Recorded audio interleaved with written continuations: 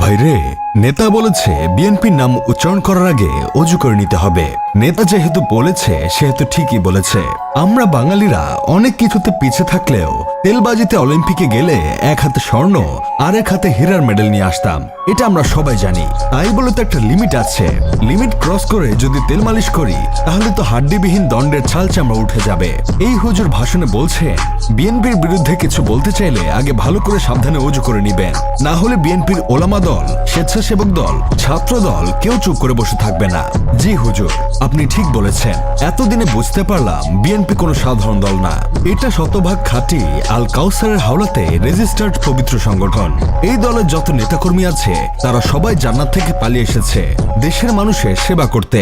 মানবতারাম্য জাতীয় আপা জননেত্রী শেখ হাসিনা যখন টুট মারতে মারতে দেশের 14 গোষ্ঠীর মায়ের বাপ পাকিস্তান করে ফেলছিলেন, তখন বিএনপির নেতাকর্মীরা তাদের নিতম্ব রক্ষার্থে বালুর ট্রাকে করে জান্নাতে চলে গিয়েছিল। আর এখন খালি মাঠ দেখে তারা সবাই বালু ট্রাকে করে আবার জান্নাত থেকে পালিয়ে এসেছে গোল করার জন্য। চিন্তা করেন ভাই অবস্থাটা। বিএনপির নাম নিতে হলে নাকি অজু করা লাগবে।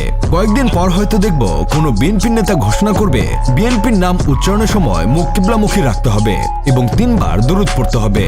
যে দলের নেতাকর্মীদের দেখলে সন্দেহ হয় তারা মুতার পর পানি নেয় কিনা, সেই দলের জন্য ফতোয়া দিচ্ছে অজু ফরজ।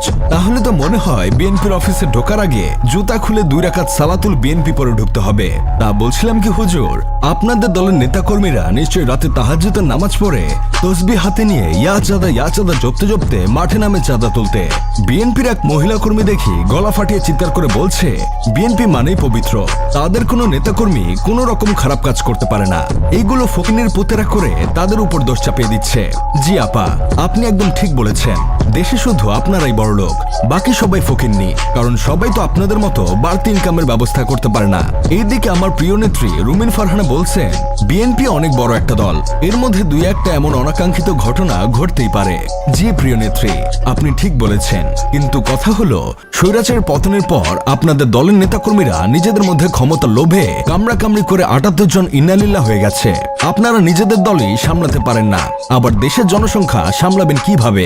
এইসব দেখে আমার বন্ধু কেরামত বলতেছে জামাই বিদেশ থেকে ইমো ফ্রিল্যান্সিং করে একটা মাত্র বউ সামলাতে পারে না, অথচ আরেক নেতা বিদেশ থেকে ভিডিও কলে 18 কোটি জনগণ সামলাতে চায়। তা ভাই আপনারা জিহাদি হুজুর কাছে চিনেন, এই হুজুরকে দেখে অনেক কিছু শেখার আছে। ওয়াজ করার সময় উনি যেভাবে মানুষদের থাপড়াতে চান, ঘুষি দিতে চান, আমার তো মাঝে মধ্যে মনে হয় উনি গলির মোড়ে রংবাজ হতে চেয়েছিলেন, কিন্তু পরিবারের চাপে হুজুর হয়ে গেছেন। আপা যখন ক্ষমতা ছিল তখন হুজুর ওয়াজে বলেছিল আমায় যে বাপে জন্ম দিছে সেই বাপ আওয়ামী লীগ করে। আমার যেই বাপে জন্ম দিছে আমার বাপ আওয়ামী লীগ, আমার দাদা আওয়ামী লীগ করতো, আমার 14 গোষ্ঠী আওয়ামী লীগ, আমরা আওয়ামী লীগের সাথে আছি। এখন আপা দেশ থেকে পালিয়ে যাবার পর হুজুর 360 ডিগ্রিতে পল্টি মেরেছেন। এখন তিনি ওয়াজে বলেন এই সভায় যদি আওয়ামী লীগের কেউ থাকে তাহলে উঠে দাঁড়ান, আমি ঘুষি মেরে নাক ফাটিয়ে দিব।